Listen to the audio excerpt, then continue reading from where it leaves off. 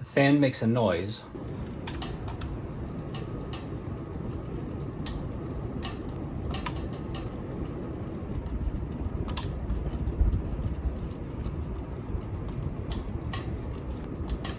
I'm going to fix it with the screwdriver. The issue is that these screws have come a little bit loose. Turn off the fan. Above these screws, need a stubby screwdriver. Now it could be the blade screws.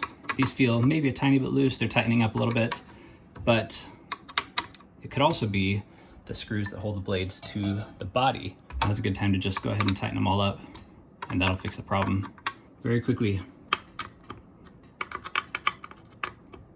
All right, got those done. At least on this fan, it's possible to get in there without having to detach anything. Just barely.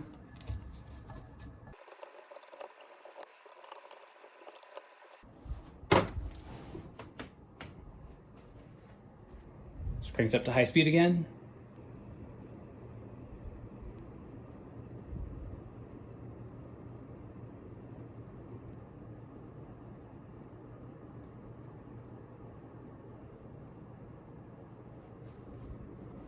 No noise. A little bit of dust, but no noise.